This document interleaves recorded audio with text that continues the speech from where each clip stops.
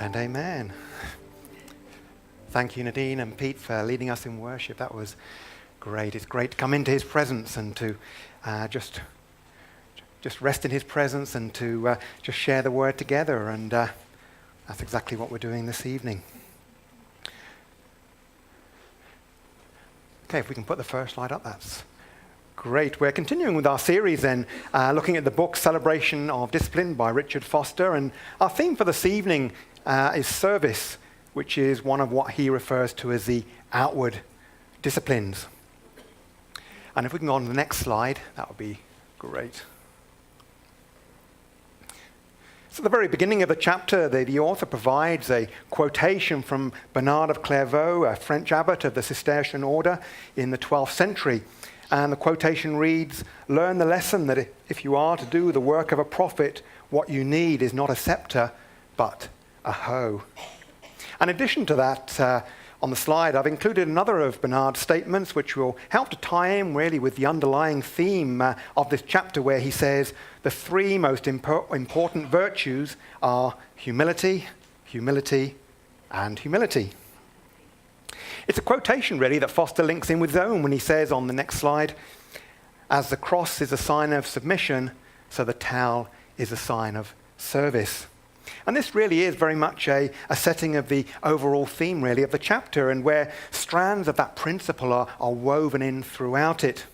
It's a quotation that connects us with the example of Jesus on the occasion when he washed the feet of the disciples. So we're now going to turn to the scriptures where the event is recorded for us, and we find it there in John chapter 13.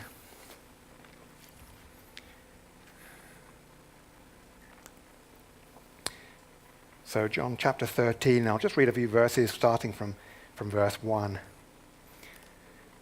"Now before the feast of the Passover, when Jesus knew that his hour had come, that he should depart from this world to the Father, having loved his own who were in the world, he loved them to the end.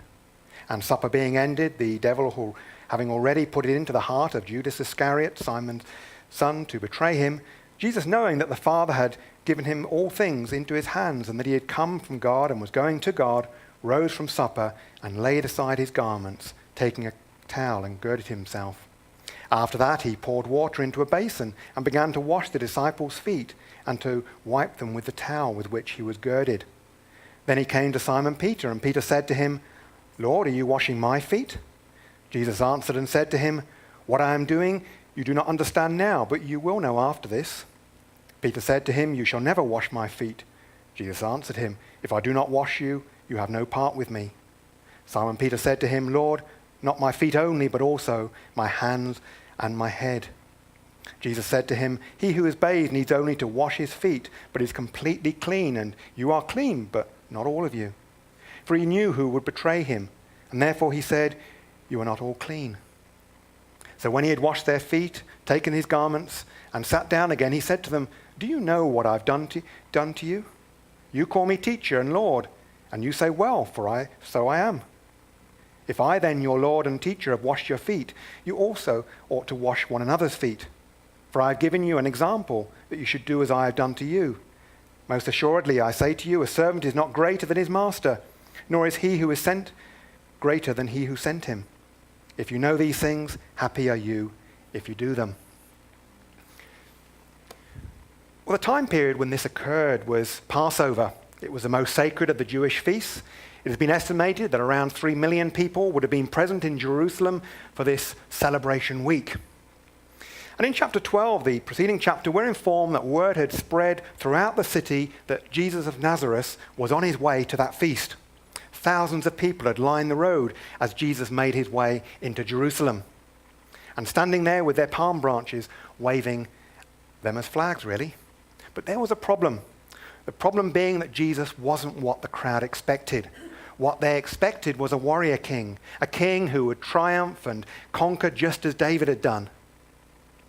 The contrast of this expectation was made strikingly clear just a few days later, when Jesus and his closest associates had gathered for a meal.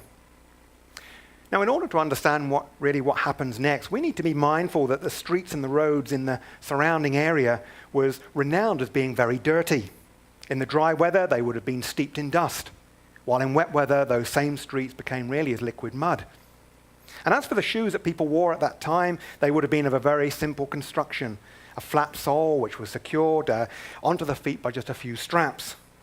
And my point here being that every walk along the street resulted in grubby feet. And so it was customary for, just inside the doorway of each home, for a basin of water to be placed along with a towel. And the normal custom being that a servant would be on hand to greet visitors and then to wash their feet. But on this occasion, when Jesus gathered with his disciples for that meal, the wash basin and the towel sat unused. And when the disciples gathered for the Passover and began eating supper, they would not have been aware that this meal would be their last supper with their teacher.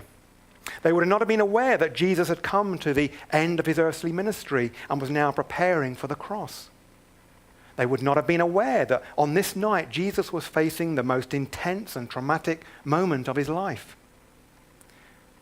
That on the most painful night of his life, where he should have been the one receiving ministry, he chose instead to minister to others. But turning the spotlight now on Jesus himself, we see that he chose to leave his seat at the head of the table, where he then picked up the basic servant's equipment of a basin of water and a towel, after which he then washed the feet of every person at that table, even that of Judas, his betrayer.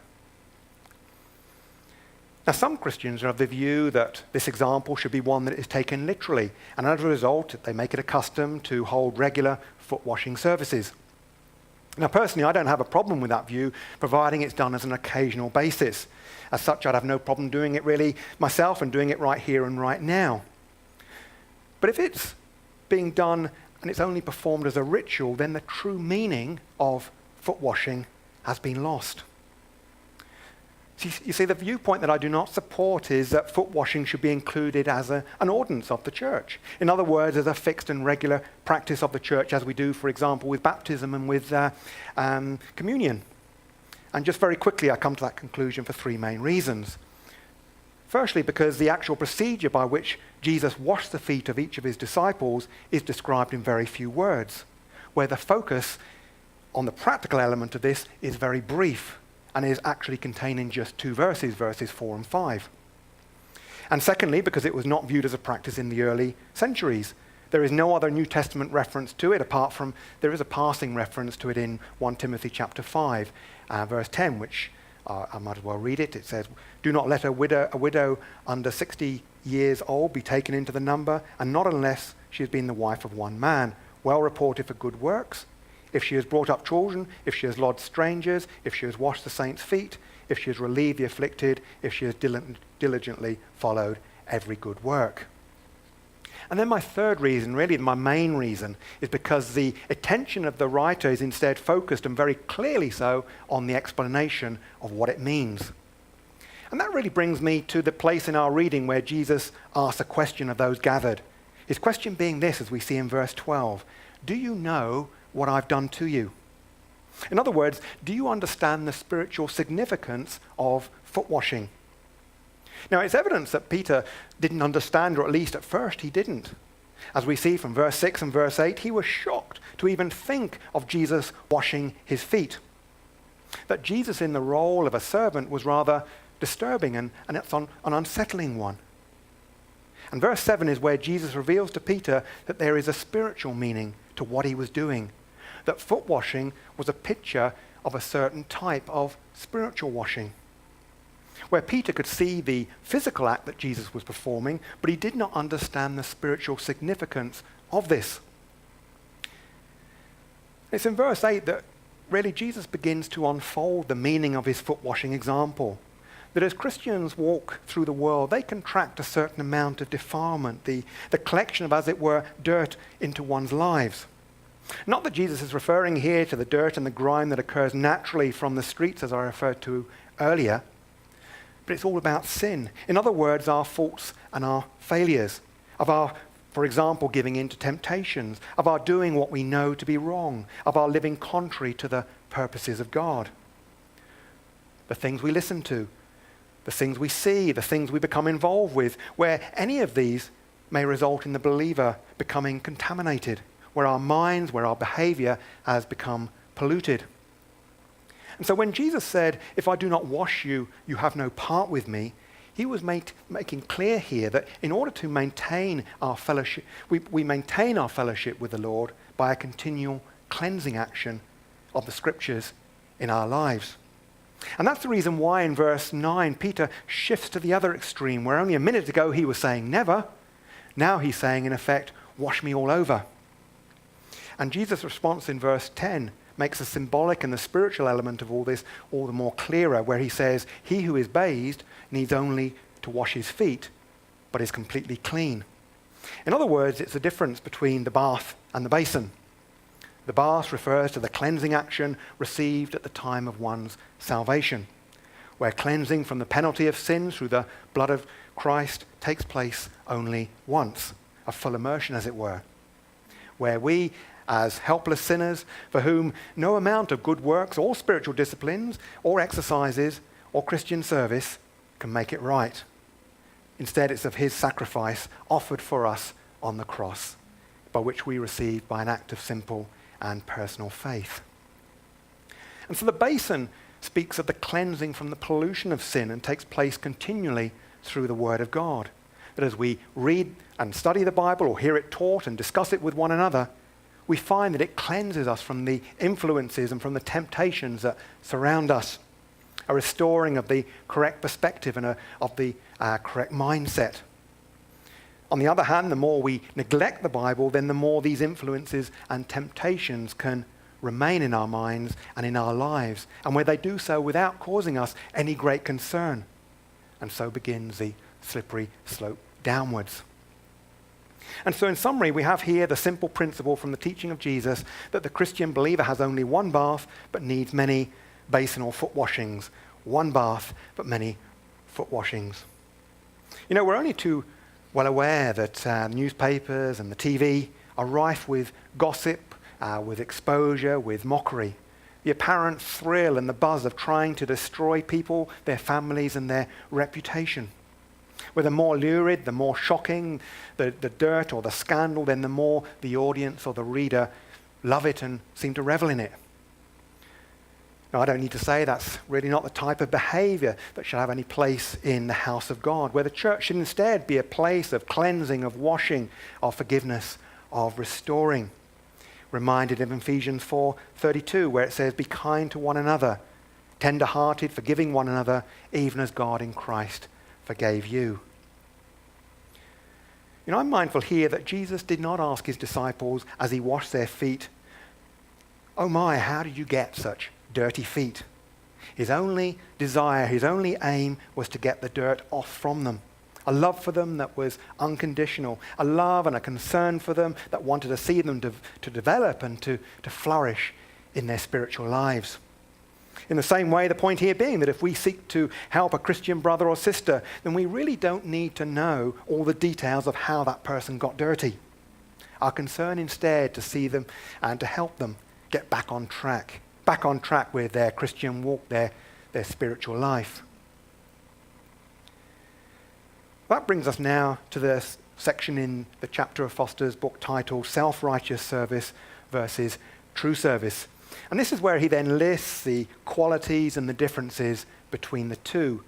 And so let me now extract each of these from the chapter and list them for us. And if we go on to the next slide, that would be great. As you see from the slide, I've included a few cartoons as a caricature for some of these, my mischievous and artistic slant.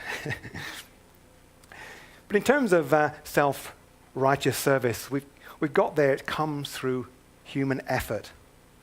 It's impressed with the big deal. It requires external rewards. Is highly concerned about results. Picks and chooses whom to serve. Is affected by moods and by whims. Is temporary. Is insensitive and insists on meeting a need. Fractures community. But contrast that with true service, where Foster again provides us with a list of the qualities that reflect this on the next slide. Comes from a relationship with the divine other deep inside. finds it almost impossible to distinguish the small from the large service, rests contented in hiddenness, is free of the need to calculate results, is indiscriminate in its ministry, ministers simply and faithfully because there is a need. It is a lifestyle, can withhold the service as freely as perform it, and builds community. So we can go on to the next slide. In the same section of the chapter, there's a reference to Francis of Assisi. And as a bit of background, he was an Italian monk who founded the Franciscan order in the early 1200s. And the quotation that Foster provides is one which I find particularly enlightening. And in the book, he provides that quotation as follows: "Being the servant of all, I am bound to serve all and to administer the balm-bearing words of my Lord." On the slide, I've included the same quotation, but with a slightly different translation from the Italian, where it says, "I am the servant of all, and so I am bound to wait upon everyone and to make known to them the fragrant words of my Lord." And I mention this because in my view, it links very closely with the foot washing example of Jesus that I referred to earlier. A spiritual reference to the washing of the Word of God, of reading this for ourselves and in effect washing our own feet, of sharing this with others and in so doing washing their feet. That in our deeds and in our conversations, we're making known to them the balm-bearing, the fragrant words of our Lord. In other words, we're sharing with another person the very words of life. We can go on to the next slide. Just really as an aside, but very much on the same theme, I came across another reference to Francis, which I've put here on the slide, where it says, Francis of Assisi was hoeing his garden when someone asked what he would do if he were suddenly to learn that he would die before sunset that very day. To which he replied, "I would finish hoeing my garden." And I rather like that, because what he was in effect saying, I would carry on with whatever it is that God has told me to do. And I will not stop doing what God has told me to do until God tells me to stop. Some years ago and in a previous church, I'd been teaching on the subject of gifting and of service. And I recall how one lady spoke to me afterwards where she shared her concern that she couldn't think of a way in which she could apply this. She was actually quite upset that nothing came to mind and was therefore worried of being thought of as a failure.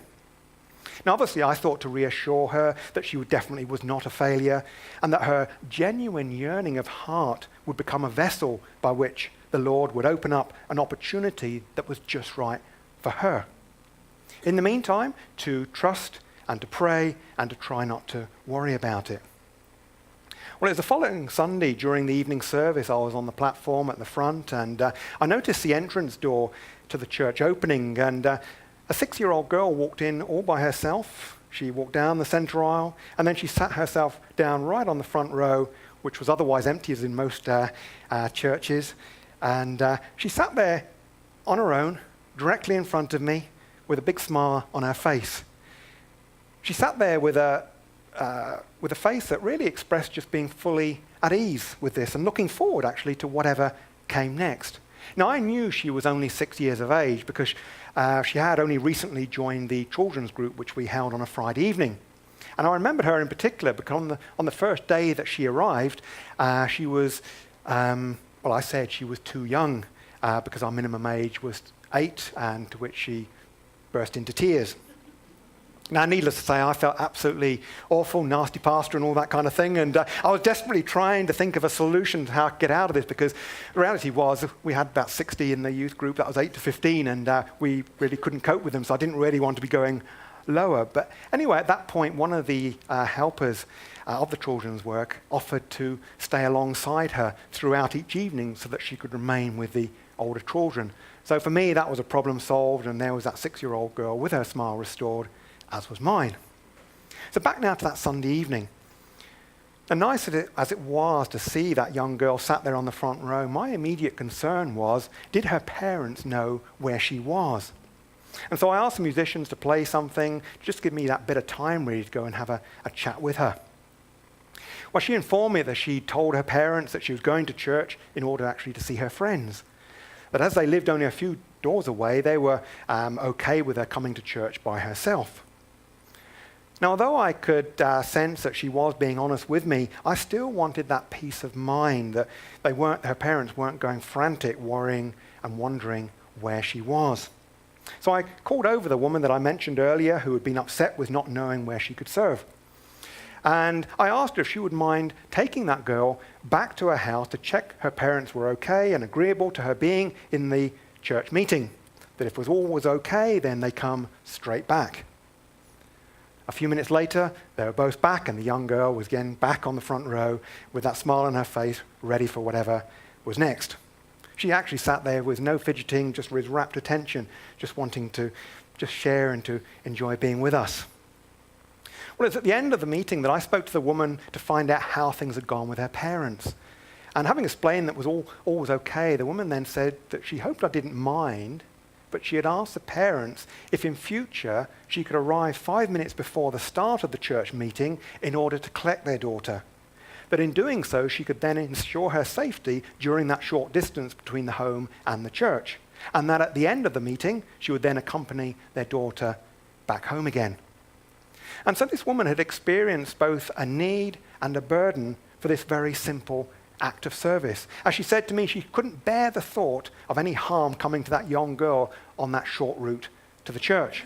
And so we could then both rejoice that she had now found the very work that the Lord had prepared specially for her, a work of service that she loved and that she had a heartfelt commitment towards.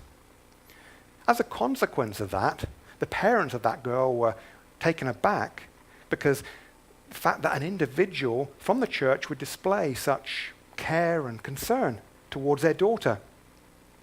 And the other aspect of the blessing for me was that this young girl became one of the most regular attenders of the church, that despite her age, she just wanted to sit there and on that front row and to listen. And it was actually quite amusing to learn from her parents that each Sunday evening their daughter would have her eye keenly on the clock, just making sure that they weren't running late. That her parents would be pestered to ensure tea wasn't served late. That if they went out for the day, their daughter would be pestering them to make sure that they were back at their home in good time so that she could come to the church meeting. Well, that brings us now to the next section in the chapter that's titled Service in the Marketplace. So if we can go on to the next slide, please. That's where we have the example of Dorcas, otherwise known as Tabitha. So let's now hear her story as we read this together in Acts. It's Acts chapter 9, verse 36.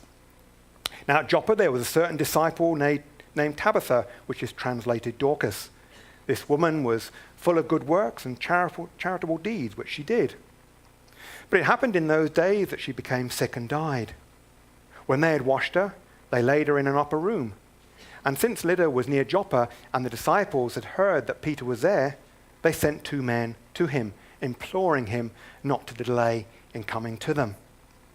Then Peter arose and went with them. And when he had come, they brought him to the upper room. And all the widows stood by him weeping, showing the tunics and the garments which Dorcas had made while she was with them. But Peter put them all out and knelt down and prayed. And turning to the body, he said, "Tabitha, arise." And she opened her eyes, and when she saw Peter, she sat up. Then he gave her his hand and lifted her up. And when he had called the saints and the widows, he presented her alive. And it became known throughout all Joppa, and many believed on the Lord. Right at the very beginning of our reading, we're informed here that Dorcas is a Christian disciple. We're told that she lived in Joppa, and this was renowned as a beautiful city situated on the Mediterranean coast, about 35 miles northwest of Jerusalem. Now, being a seacoast city, Joppa would have seen many of the menfolk working on the boats and therefore setting sail. And in fact, into the dangers and the perils of the sea that surrounded that area. And some of whom, sad to say, would never return home. Some of whom would lose their lives and therefore leave behind them bereaved and destitute widows and orphans. And what is clear from our reading is that Dorcas had a fervent heart for the Lord. She had eyes that saw another's most urgent need, and so with skilled fingers she put her faith into very simple, everyday action. We learn here that she put together beautiful garments, and then she distributed them generously to the city's widows and children.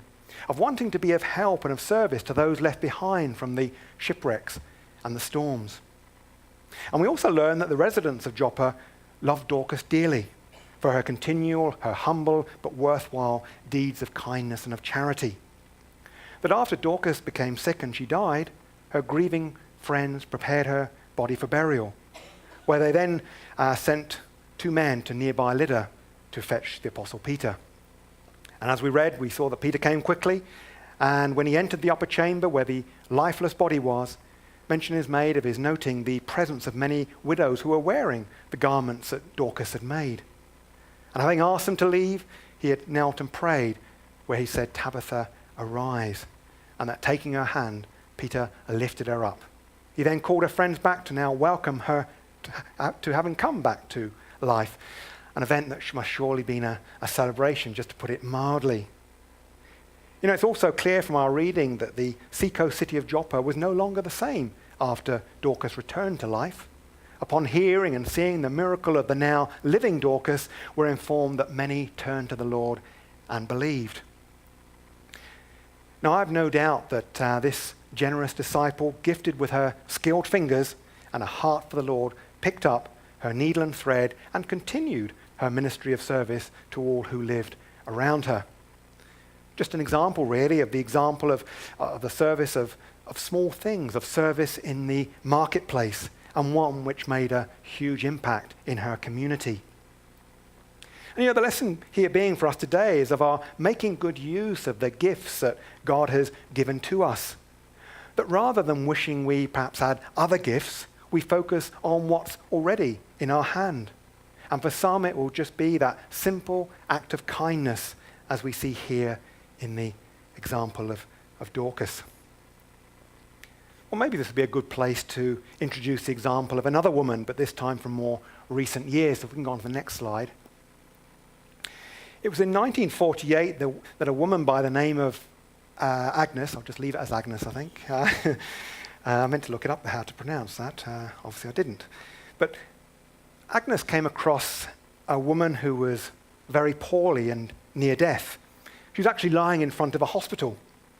And despite the proximity, the closeness of that hospital, she was unable to obtain medical help, medical treatment for that poor woman. And so Agnes stayed with her until she died. And as a result of that experience, and because she had received the call of God into her heart 2 years earlier, Agnes made the decision to dedicate the remainder of her life to what she described as a call within a call.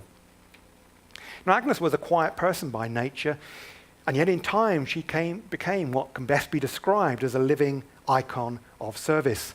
As a nun working amidst the stench of leprosy, of soiled linen, of open sores, she became a servant to the poorest of the poor in India. Does anyone know the name by which Agnes is better known? Yeah, on the next slide, please.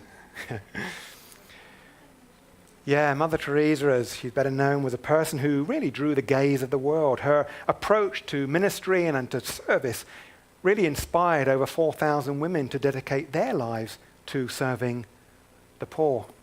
Her missionaries of charity, as it became known, grew at an enormous rate, where today it's present in 80 countries, feeding 500,000 families and helping almost 100,000 lepers each year.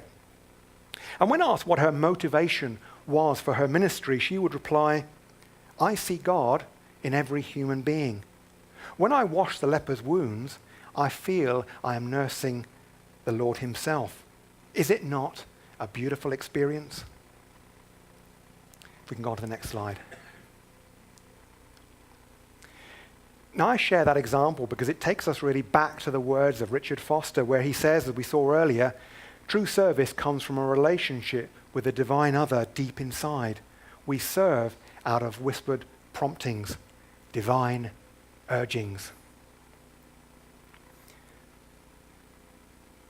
A part of my earliest role in Christian ministry, once I'd moved to the UK, was as a chaplain to a hostel for the otherwise homeless.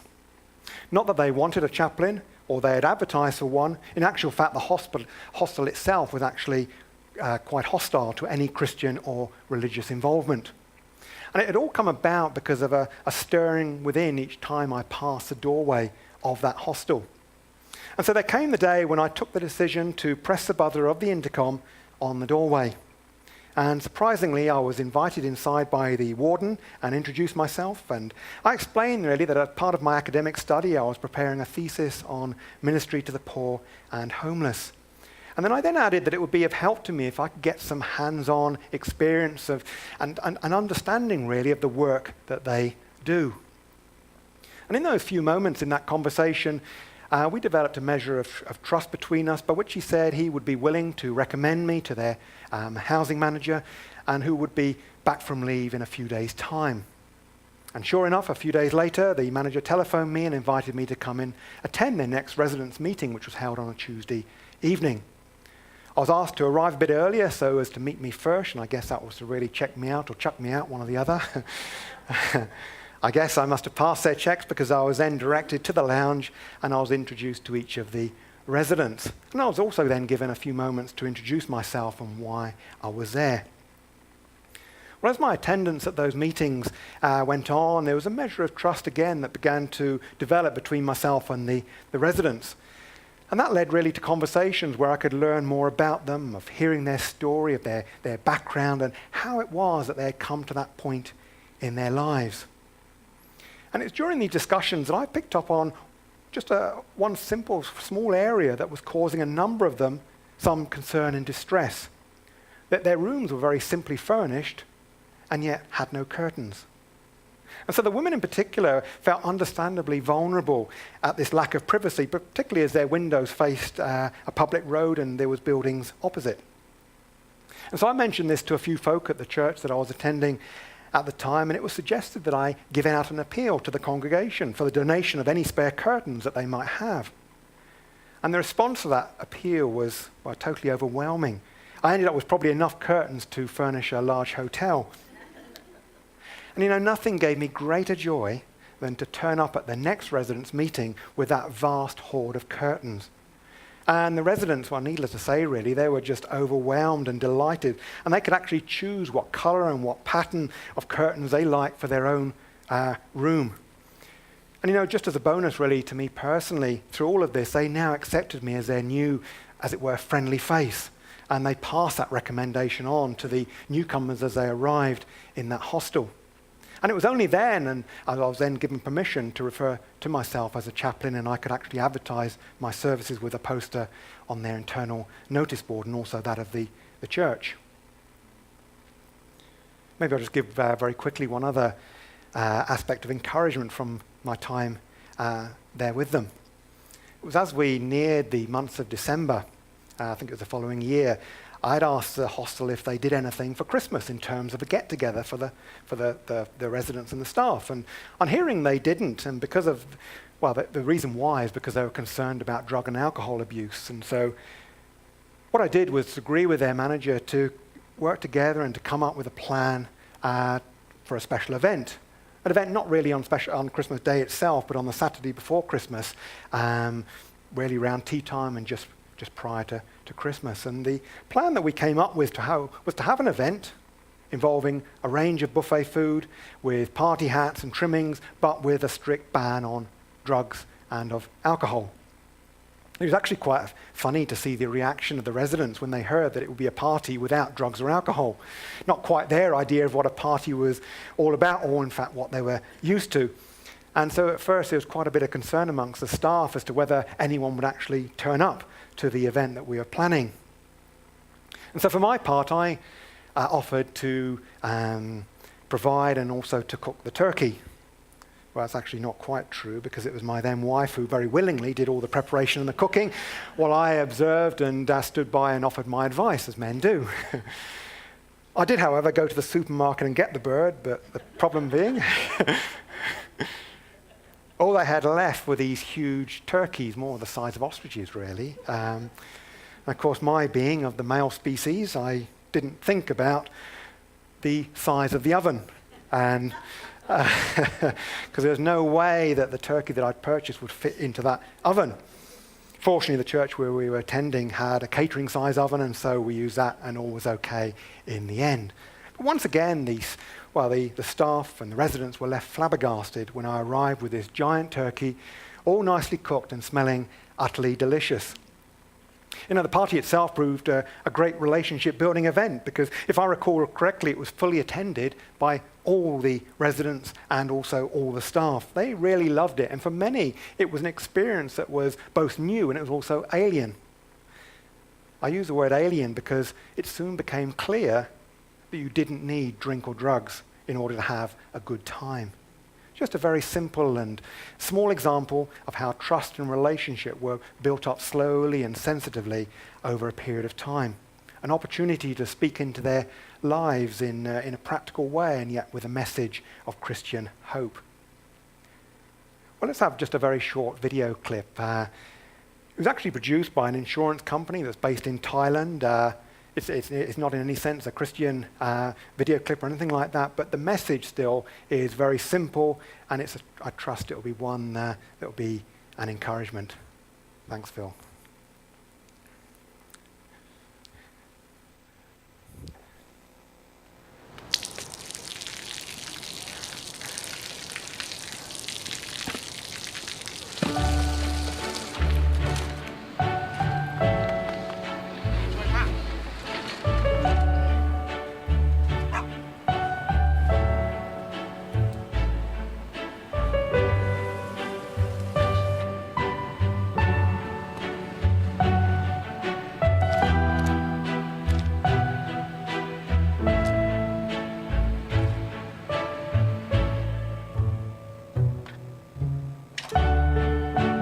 เขาจะได้อะไรถ้าเขาทำแบบนี้ทุกวัน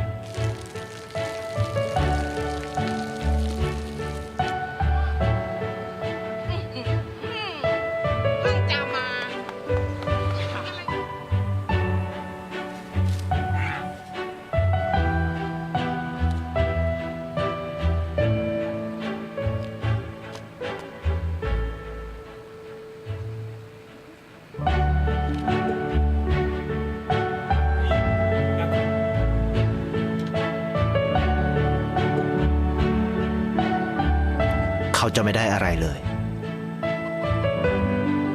ไม่ได้รวยขึ้นไม่ได้ออกทีวีไม่มีใครรู้จักไม่ได้มีชื่อเสียงที่มากขึ้น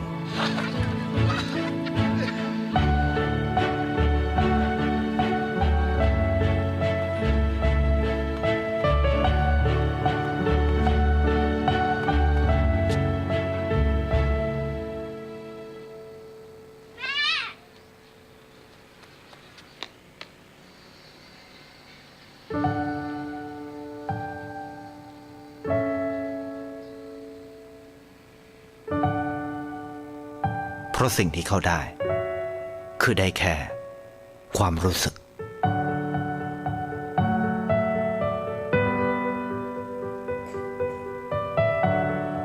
ได้เห็นความสุข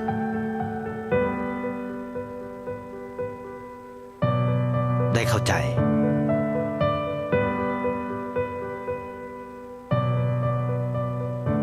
ได้ความรักได้ในสิ่งที่เงินซื้อไม่ได้ได้โลกที่สวยงามกว่าเดิม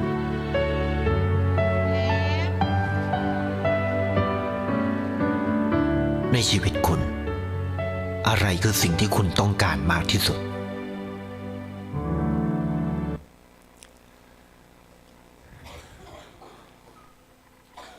There we are, quite quaint really, wasn't it?